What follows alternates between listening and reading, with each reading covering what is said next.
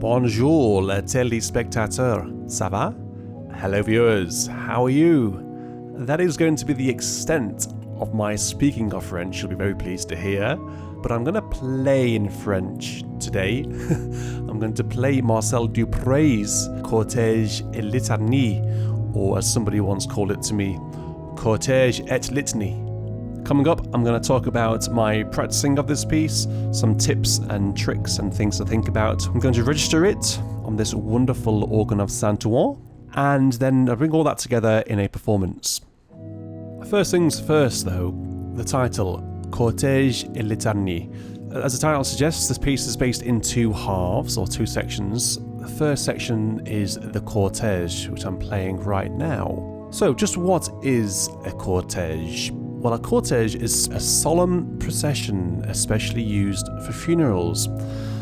Well, here in England, we had a rather spectacular solemn procession recently, and one of the biggest funeral marches, funeral processions you'll have ever seen. Now, the observant amongst you will have noticed that during my introduction, I actually went back to the beginning and started again, and I slowed down the tempo. I was bearing the Queen's procession in mind, the relentless pulse of that beat. It was very poignant to watch and to hear. This tempo is about 76. 2, 3, 4, 1, 2, 3, 4. And then compare that to my tempo. 3, 4, 1, 2, 3, 4, 1. So even though I'm now playing a little bit faster than that procession march of 76, I'm playing it much slower than Dupré's crotchet tempo marking of 58.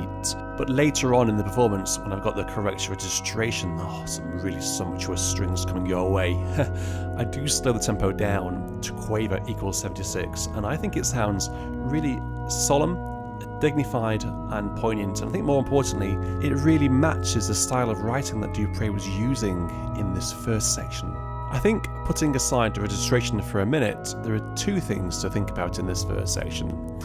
Yes, there's a slow tempo, but actually it's really important to think horizontally, think about where the phrase is going. There's always a danger of, when playing slow music, to think vertically, and then the music becomes a little bit stale and stodgy, leading the audience to feel like it just wants to move on a bit faster. The second thing to think about is the articulation. Check out my thumb on my right hand there playing the G sharp, my second finger playing the E, and my pinky playing the B. That largely sums up this first section. Large chords, but legato. It's a very accepted theory to play this sort of music from this school of organ music, but in a very legato way. Lots of notes commune, which essentially means to tie the inner notes together to create a luscious sense of legato. So let's move on to the second section now, the litany section of this piece. What does the word litany mean? Well, it essentially comes from the church service, where the priest would recite or say prayers, and the congregation would repeat something back, call and response type thing. Essentially, it's a repeated thing. Aside from Dupré's Cortège Litanie, we have a couple of other examples in organ music. We have Jean Langlay's Incantation pour un jour ça, and Alain's litanies, obviously.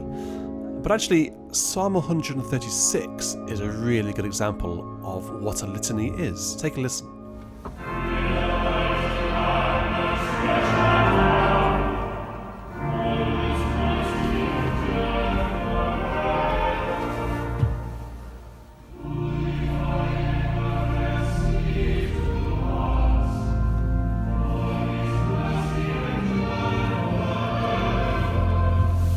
The second line for each verse is, "For his mercy endureth forever." That is obviously the repetitive litany part. Just whatever you do, don't ask Google what litany means. Yeah, thanks Google. It even underlines tedious. What? We've all been to a few of those. Anyway, without being tedious and pointing out the obvious, it's quite clear how Dupré is trying to portray the idea of litany in this section. For me, there is a litany of legato in this entire piece. What I'm just trying to do now is my left hand there, you see that walking bass line as we ascend up? Just trying to keep that very legato at the same time as keeping the main litany tune legato as well. I'm going to play this entire piece with that sense of legato touch. Lots of notes commune as mentioned earlier. And as we rise up to this sumptuous section, which later on will be full of strings everywhere you turn, this has to be very, very smooth, and that inner part and the left hand with the thumb is actually really hard to keep legato, but there are times when you just can only play thumb followed by another thumb because your other fingers are playing chords, but you have to give the impression that it is legato. Let's see if I can do any better this time around.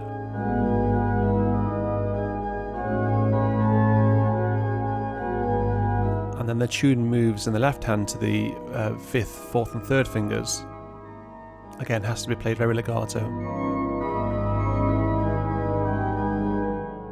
Just pushing on to the next section now, where the tune appears in canon between the left and the right hand. I found this bit actually quite tricky to play, particularly when they've got other stuff going on around it. So I'm isolating the tune just so I can get my brain around what on earth is going on here. Another section which used to give me lots of anxiety when playing this. Notice how I'm knocking my foot very gently against the B flats and E flats to find the B's and E's. And it is a relief to see that I am playing it legato, as I've been saying all along in this video. So there you go. This is the perfect way to play it. Check out this absolutely disastrous first attempt at this section. All sorts of wrong chords or wrong notes. Devastating scenes here at BIS today. I'll take another run at it in a second, and I change my approach to thinking about the upcoming chord. At the minute I'm thinking about where exactly I am in the score and also playing the legato tune, but I actually think about now the next chord. So the chord changes twice per bar, one on each crotchet essentially, and what I'm doing now is thinking about the next chord, or almost the next bar. Just give me a little bit of a heads up as to what's coming next. And I think we can be in no doubt that that was the best performance of that line you've ever heard. People will be talking about that performance for years to come. On the other hand though, this bar I just can't do. The right hand needs to be legato and just needs to play some right notes basically. Let's have another shot to see if I bin it. I think actually what I wasn't doing was putting the correct fingers on the right notes in my left hand. What I did was have the thumb on the C sharp, second finger on the B, and then the thumb under on the A, with lots of finger substitution in the right hand as well. And when we get onto the final page, I'm just trying to keep this tempo exactly the same. It doesn't need to go any faster, despite it looking like a toccata. I'm just going to try better placing that chord by spacing the semiquavers perfectly within the context of that allargando to help that E major chord land at exactly the right time. Oh, check him out, having a quick swig of Yorkshire tea. Honestly, when you're ready for a cup of tea and you finally get that tea sensation in your mouth, there's nothing more satisfying than that. So those people who don't live in England, who aren't lovers of tea, you don't know what you're missing out on, my friends. So Dupré actually asks for a dulciana at the very beginning, a quiet dulciana. I'm going to ignore that recommendation and go straight in with the strings. So I'm going to start with those choir strings, or should I say the positive strings, before then going up to the swell or the réci strings on the third line. There are at least 3 versions of this piece that Dupré wrote himself. There's the original piano version, this organ version, and then a version for organ and orchestra. In the orchestration, on that left hand when I go out to the solo, is actually for various percussive instruments like bells or chimes. So it's quite common for particularly American organists who have access to all of these sorts of things to use a chime there. I don't have access to any chimes on this organ, obviously. So I'm using a combination of 8 and 4 on that top manual, which really pings very nicely. As we get into the litany section, we need to have a delicate enough left hand to accompany the various sounds in the right hand. A concert flute, or flute harmonique, to which we need to add the hautbois, and then we have a clarinet as well. So we need to make sure that all of those registrations balance. So what I've settled for is the Grand Orgue Borden, and then these beautiful fluty stops on the Réci and the Cromorne on the positive. Jumping ahead to this string city section, this is my favourite part of this piece. Honestly, it's gorgeous. Dupré asks for strings 16, 8 and 4 across all divisions. So the organ of Saint-Ouen can do that essentially, particularly on the Grand Orgue and the Réci. The Grand Orgue has a violin bass and a solitional, and on the Réci, well, we have a quintadon 16, voix celeste, a voix éloignée, and the voix de gambe, and also a viol d'amour 4-foot. But then also on the positive, we have the undermaris and the gambe. So pull all that together, and it just sounds so soupy. This wonderful section where Dupré finally amalgamates the theme from the Cortège in the right hand and the pedal, along with the tune from the Litanie in the left hand. It's really important that the pedal doesn't dominate. It's very easy when doing doubling pedal parts. The pedal becomes quite boomy and quite bassy. Also, the right hand is quite high with full swell, so the swell box needs to be controlled. And the left hand needs to be audible, but not too loud. It's a hard balancing act, this section. So I'm using a combination of trying the positive mixture here, the bombard furniture, with all the foundation stops, just to see what happens, see what is the best sound, and see what comes out in the mix. You'll have to see what I use later on, the final performance. Speaking of which, let's have a listen to that now, shall we? Been waiting long enough. Have a listen to my tempos, my articulation, my registration. Please leave me a comment, click like, and enjoy.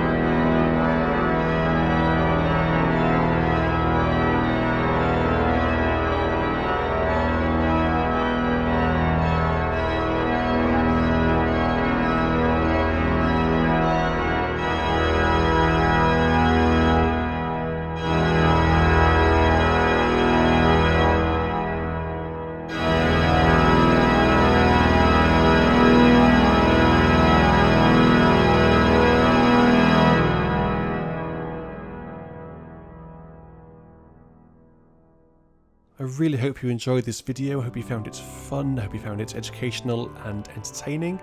If you want to buy one of these t-shirts, by the way, you can from beautyandsounds.co.uk. High quality stuff on there. If you're new around here, please do click subscribe, leave me a comment, click like, and until next time, I'll say cheerio. Goodbye.